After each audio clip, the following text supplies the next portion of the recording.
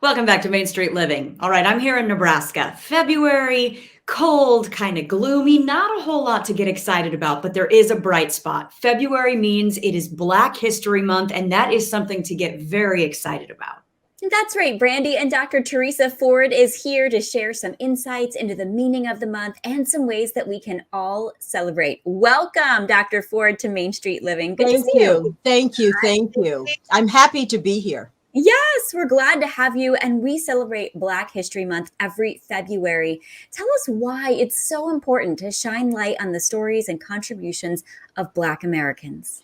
Very simply, Black Americans are part of the American tapestry. To share their accomplishments and achievements and contributions to this wonderful, wonderful land that we live in is important. They cannot be left out. I love that, T, and I'm so happy to see you here with the work that you do. And, as a fellow storyteller, I'm just curious, do you like to focus on historical or present day achievements during Black History Month? You can't celebrate without having both. You have to have the foundation. There is a statement, a concept in African cultures called Sankofa from the Akan people of Ghana, West Africa, that says you must look back at history in order to move forward. And so both the foundation and the present and preparing our present for the future, for our youngsters, our young people, to know about this absolutely magnificent history of Black people. And I use that term here in America. Yes, and it's critical to look back and understand the history.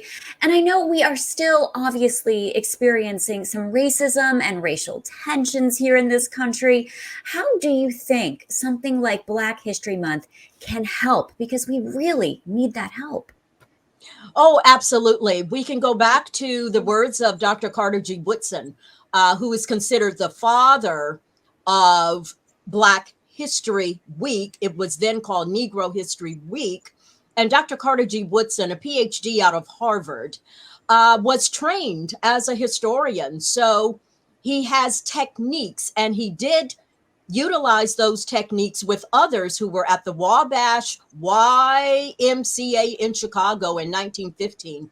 That was as we would say, the headquarters of the beginning of Black History Month. So very quickly, he and others decided that we have to get the history and accomplishments out. And so there was an organization developed where those who were part of this group in 1915, and then later on in 1926, when that first week of Negro History Week began, said that we needed to get the information out. So they started working with teachers, getting circulars out. How do we teach our young people about accomplishments, achievements in music, in science, in history, in all of it? So what worked then, I would say it works now. Teaching. Teaching. I love that you're saying that, T. And many of us do think about teaching and reading and learning as a way to celebrate Black History Month. But I'm wondering, are there other ways that people can also participate in this celebration? Going to local colleges and universities. We have San Diego Community College District. At Mesa College, there are fabulous exhibits that are happening, specifically with African art. There's San Diego State University, so forth and so on. So folks don't have to venture too far. Go to the library, read a book, go to a restaurant, eat some food that maybe you haven't eaten before, taste it. And that's the beginning. But I want to say specifically, be intentional about wanting to learn. Have purpose in wanting to learn. That certainly is what Carter G. Woodson would have wanted. Oh, absolutely. And do you have any other suggestions for ways that Americans can honor and celebrate Black History Month this year? Anything else that they can do? You've already given so many ideas. You have to step out and learn a little bit more. Be a little uncomfortable because the history can be uncomfortable, but we can become enlightened Mm. by history. You know, I really love that you are saying that, right? Because it is all of our history, and no matter what, there's no denying it, and it empowers us all when we know the stories of one another. So thank you so much for the work that you are doing. Anything special that you're going to do to celebrate?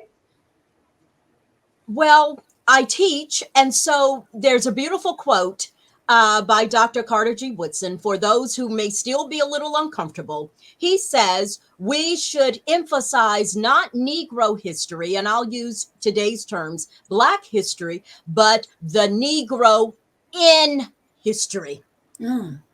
the African American in history.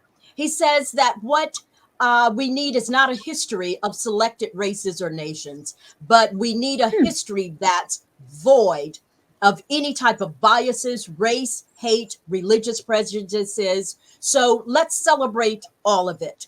I love that. It brings us all together. Yes. All together. Yes. All together. Women's history, Asian American history, Native American history, Latinx history, Yes. all of the histories. When we're Let's all pull it there. all together and learn from each other. Thank you so much. Wonderful. Wonderful. Thank you. Yeah.